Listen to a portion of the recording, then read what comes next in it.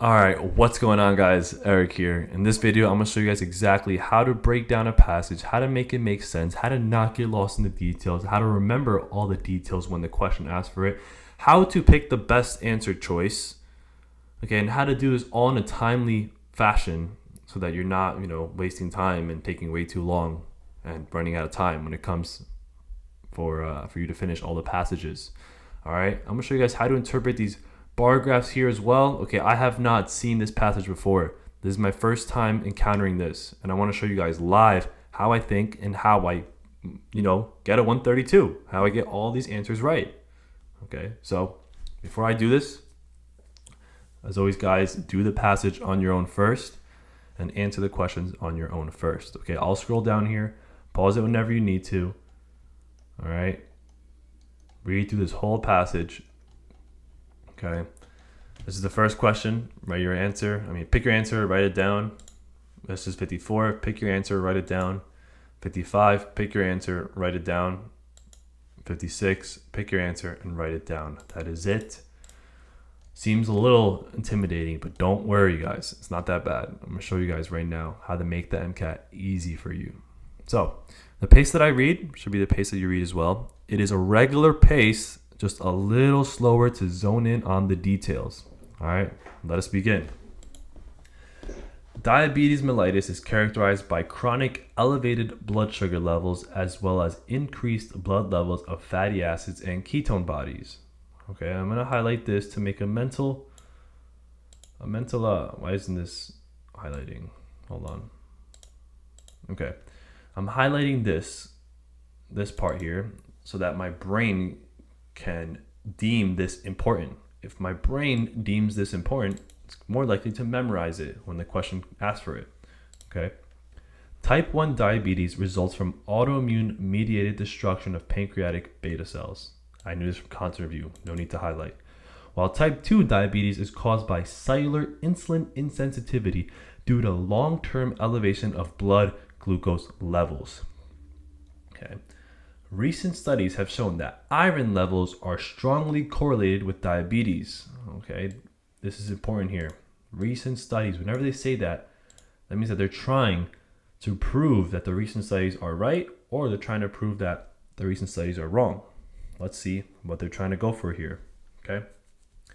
Specifically, excessive iron have been linked as a risk factor for type 2 diabetes. Okay, excessive iron equals risk for type 2 diabetes. All right, I'm going to write that down. I would write that down in that dry erase paper they give you for the MCAT, but since I don't have that, I'll write it down on this whiteboard here so you guys can see. Okay, so this is what I would write down real quick. Excessive iron equals diabetes. Okay. That's all I gotta write down. That's it. You don't write down many words. It's just a quick boom, boom. What's going on here? Okay. You don't want to waste time. Individuals with hemochromatosis are often studied to examine the correlation between iron levels and diabetes. All right. I'm assuming that HH, okay, is a disease where you have way too much iron. Okay. In patients with HH, a mutation in the human HFEG gene leads to minimal expression of hemochromatosis protein on the cell surface, without which iron-induced hepatic synthesis of hepcidin cannot occur. Hepcidin is responsible for regulating iron absorption through downregulation of the iron channel ferroportin. This lack of downregulation leads to uncontrolled cellular uptake of iron. Okay, so this is the important part here of the whole thing. Okay.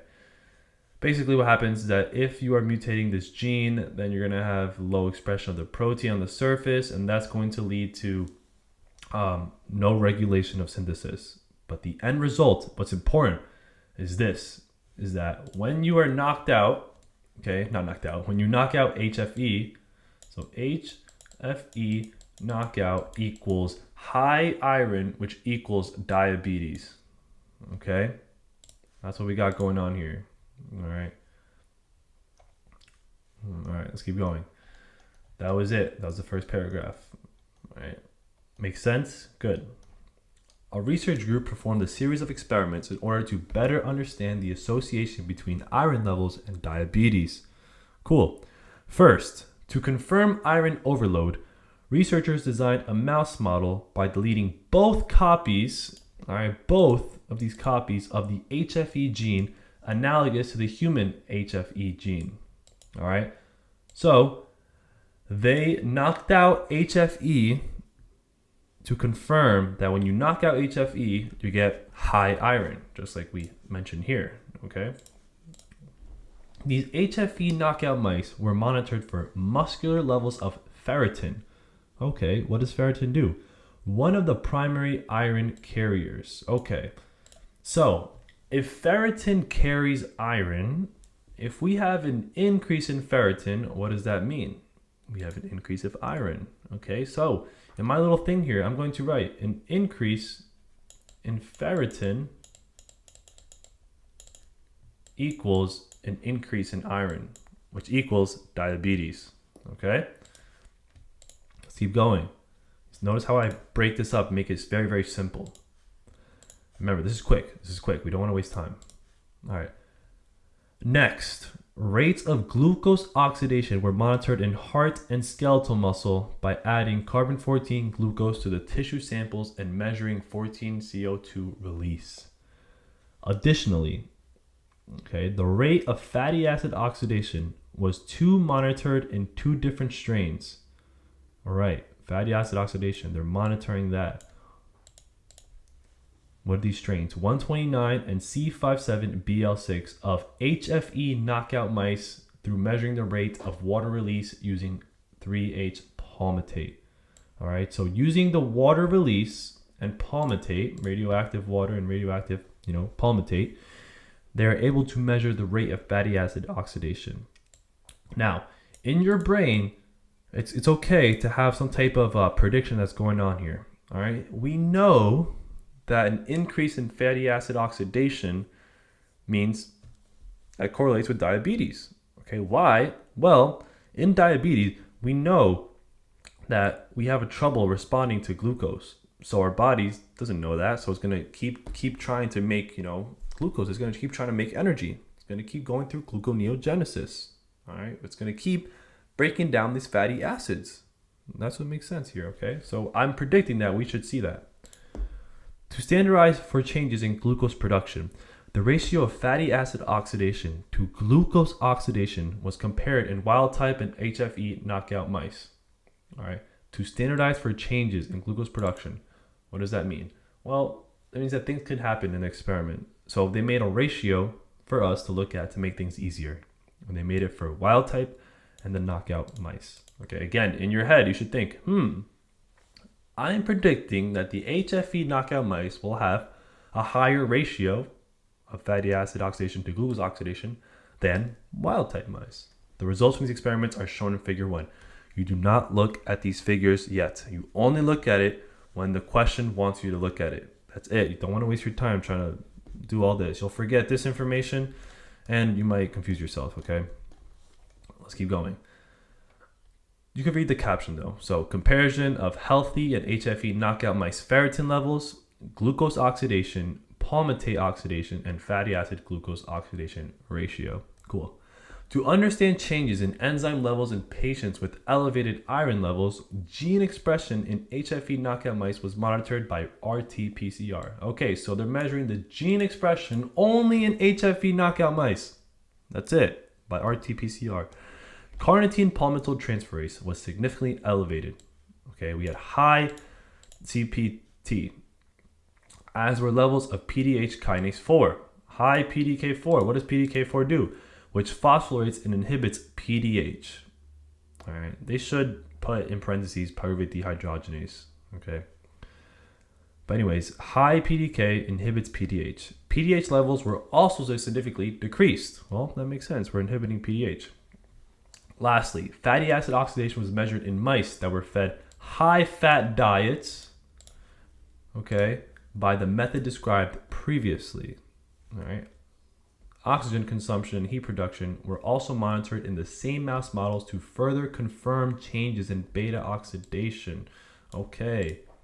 These are meant to confirm changes in beta oxidation. What do you guys think would happen if you fed a mice a high-fat diet that was knocked out, that had a HFE knockout? What do you guys predict? Think about that. Multiple strains, 129 and C57, were tested for control purposes. Cool, they have controls. The results of the experiments are shown in figure 2. And that's figure 2. All right, guys, so if I'm to have one sentence to conclude this whole entire passage without looking at the details, I would say the point of this passage is to see if iron levels are correlated with type 2 diabetes and the characteristics of type 2 diabetes, like glucose oxidation, fatty acid oxidation, all that stuff, okay? Let's go to the questions now. Given the role of PDK4, is its elevation in the mice induced to express HH symptoms consistent with the decreased glucose oxidation seen in diabetic patients? Okay, let's check. All right. They're telling us that when we have PDK4, all right, we are inhibiting PDH. And if we're inhibiting PDH, we are making less acetyl-CoA. All right, I'm going to draw this out for you guys so it's a little easier, okay? So this is what's happening, all right? We know PDH makes glucose go to acetyl-CoA, okay? If we inhibit this, we have low levels of acetyl-CoA.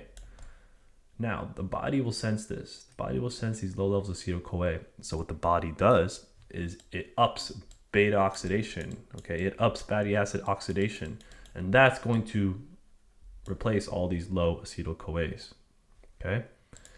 Now, the HH symptoms are what? Let's go to the HH symptoms. It's over here. Do we have increase or decrease in glucose oxidation when we have HH symptoms? All right, HH symptoms are the same thing as knocking out HFE. Okay, remember?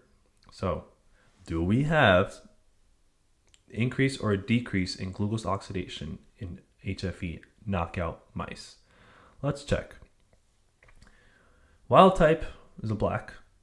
Knockout is the white. All right. When we knock out HFE, we have a decrease in glucose oxidation. Okay. So yeah, that makes sense. All right. In diabetic patients as well, you're going to have a decrease in glucose oxidation.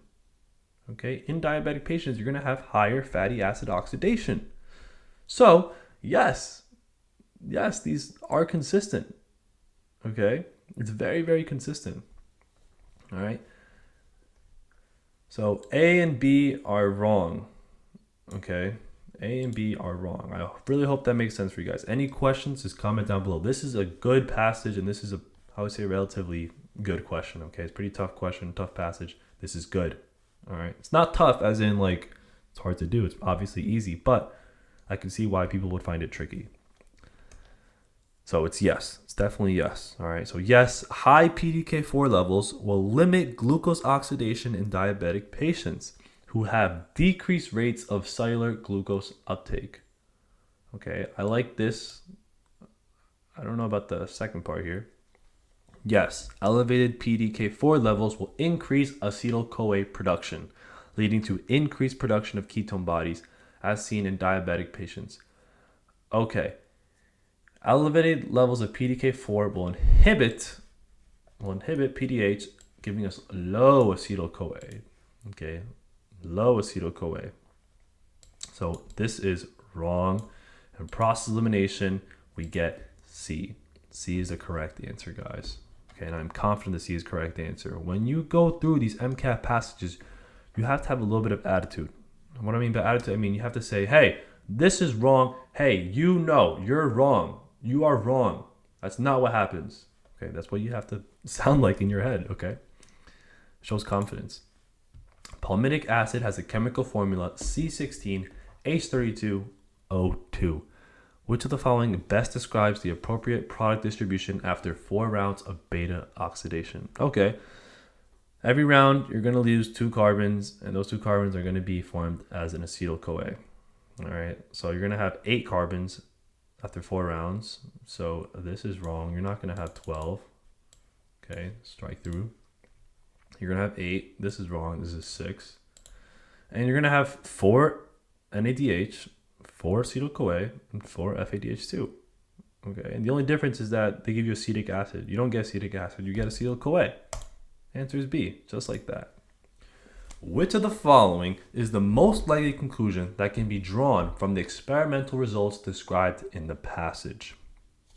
A.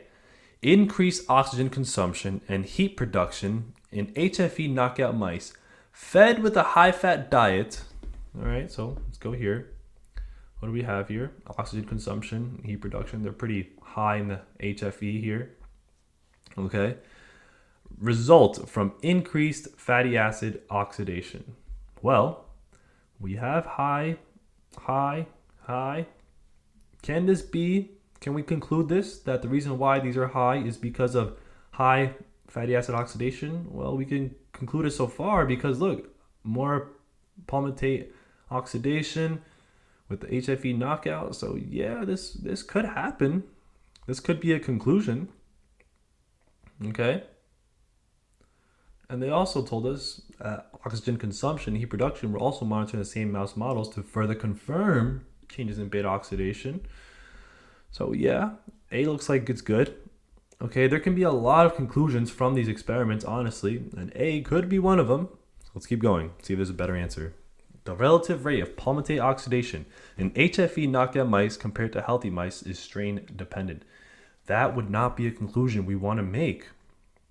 Okay, can it be strain dependent? Maybe, who knows? But the conclusion of the whole entire thing here, okay, is not about the strain. Okay, we don't care about the strain. The strains were tested for control. They're tested for control. Okay? So the whole thing is about iron, and does that correlate with type 2 diabetes? Is it proven? Is it similar to the oxidation effects? All that stuff. So therefore, B is wrong. C, high fat diets lead to lower overall palmitate oxidation in HFE knockout mice when compared to the wild type. Well, let's see. This is wrong. Okay, in HFE, we have higher palmitate oxidation when compared to the wild type. It's evidently proven that it's wrong. So C, we just axe it out. That's it. If it's evidently proven it's wrong, you axe it out hard. That's it. The elevated levels of ferritin in HFE knockout mice indicates overall decreased iron levels in comparison to healthy mice. This is also wrong. The elevated levels of ferritin, since ferritin is a transporter of iron, indicates increased iron levels. Okay? Remember we wrote here? Where is it? Here. Increased ferritin equals increased iron equals diabetes. The answer for this one is strike through. Answer is A. That's how you do it, guys. That's how you do it. All right? And also, I want to throw this in here. The best answer is the one that has 3 things. It's more specific. Number 2, okay, it's more proven in the passage. And number 3, it's what the MCAT wants to test you on. Okay? It's what the MCAT wants to test you on. That's how you do it. Which of the following might be protective against development of type 2 diabetes? Okay, so we have somebody that has type 2 diabetes.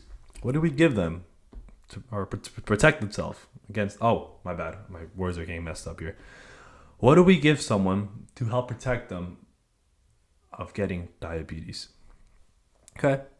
A. Let's look at these first. Increased carbohydrate consumption. This would not, 100% would not protect them. Okay, this would increase their blood glucose levels. And that could involve insulin sensitivity, Decreased iron ingestion. Yes, this whole passage says, hey, when you got a lot of iron in you, you're going to have less glucose oxidation. You're going to have more fatty acid oxidation. Fatty acid oxidation is a trait of diabetes, type 2 diabetes. Okay? So 2 is correct. Elevated glucon release? No. Okay, elevated glucon release would just tell your blood sugar to go up and go up. And more glucagon means more beta oxidation, and more beta oxidation and protein metabolism means more ketone bodies. Okay, think about it. If you're injecting someone a lot of glucagon, they're gonna do a lot of gluconeogenesis, and they probably get ketoacidosis. Okay, that's something we want to prevent. So, and also elevated glucagon, more blood sugar, more insulin. Maybe they're gonna have some insulin sensitivity going on here.